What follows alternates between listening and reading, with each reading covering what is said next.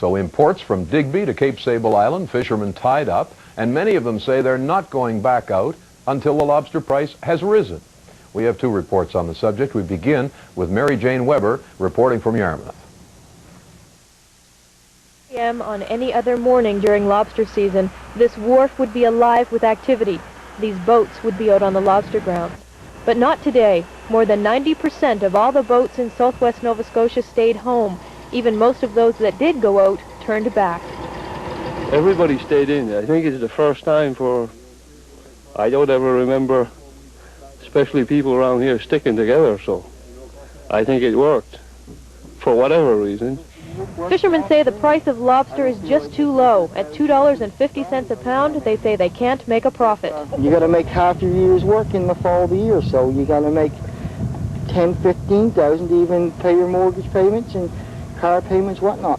This started yesterday when hundreds of fishermen met in Yarmouth. They wanted to find a way to raise the price. They decided holding out till they get that right price was the only way.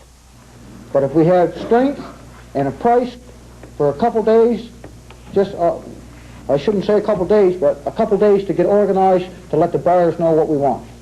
Fishermen met all along the coast this afternoon to decide what to do next.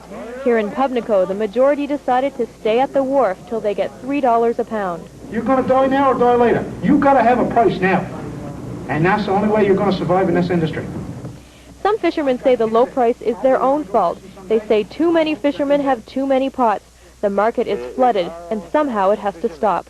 As soon as we know anybody that's got a pot over the limit, we reboard them. If we haul a pot that's fouled up, that hasn't got a tag, cut it off.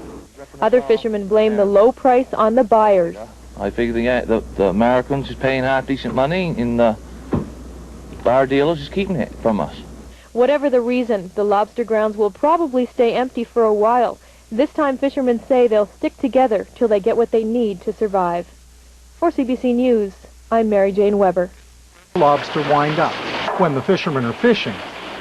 Fishermen say it's these people, the retailers, who aren't paying them a fair price. What is a fair price? A fair price is whatever you can get from the marketplace for your product. COLIN MacDONALD runs the lobster end of Clearwater Fine Foods, one of the biggest lobster buyers in the province. He says the whole market is down. People don't have money to spend. We are selling a luxury product in a very depressed market. And he says there are just too many lobsters out there. We're sitting here with double the catch in the fishery, and we have a world recession going on. You have a tremendous oversupply situation relative to what the world's prepared to pay you for the product. Fishermen in Yarmouth are hearing the same message from small lobster buyers there. Can you sell something to somebody who's got no money to pay for it? Will you take your money and throw it in people that pay you $5 a pound, you can only get $3 for it? You can't do that. The people in the States got no money left. Is the market soft? Is it the recession? Is that the problem? Yeah, sure, it's a recession. COLIN MacDONALD says it's not just the fishermen who are hurting. So the people that have suffered are the people that are distributing the product, people that are taking the lobsters to the market. They've taken a bigger hit in their margins than have the fishermen. MacDONALD says as long as the traps are still in the water, the fishermen are still fishing. And he says all that anyone has achieved by tying up their boats is that they missed a beautiful day out on the water.